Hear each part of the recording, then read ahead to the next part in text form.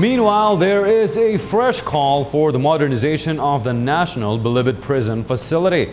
Here's Julius Desamburun with a full story.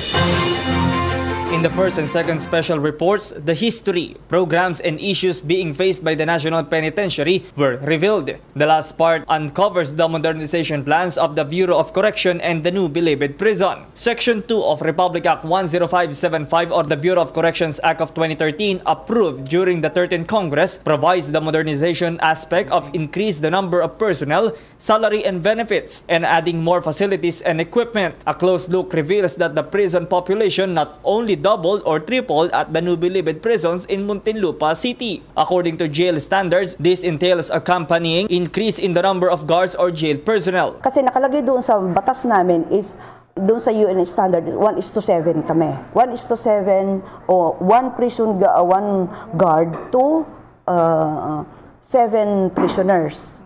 Ang population namin is around 43,000.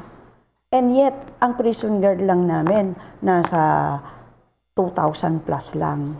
Yun lang, nadagdag ang bilanggo namin, hindi naman nadagdagan ng empleyado, hindi naman nadagdagan ng facilities. The current officials of the NBP and the Bureau of Corrections think that now is the perfect time for the implementation of the RA 10575, Modernization for Better Services. This is also a good opportunity to carry out the plans for the retraining, re-education, and reassignment of jails despite the presence of the Special Action Force and Marines tasked to run the prison. Pag pumunta ka ngayon, that is already 3,500 ang laman ng isang dormitory, 2,500. Maswerte na kung yan ay naging 1,500.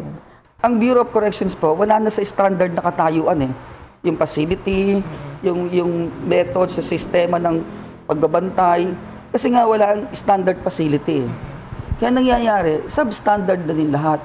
Mabigyan lang kami ng pagkakataon na may taas yung antas ng Bureau of Corrections para mataas din namin yung antas ng paglilingkod.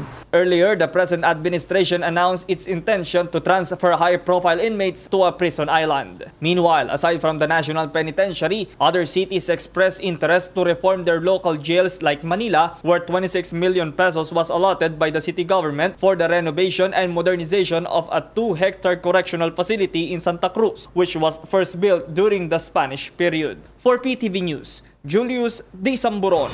Hi! Ako si Ria Fernandez. Mag-subscribe na sa PTV YouTube channel. I-click lang ang subscribe button.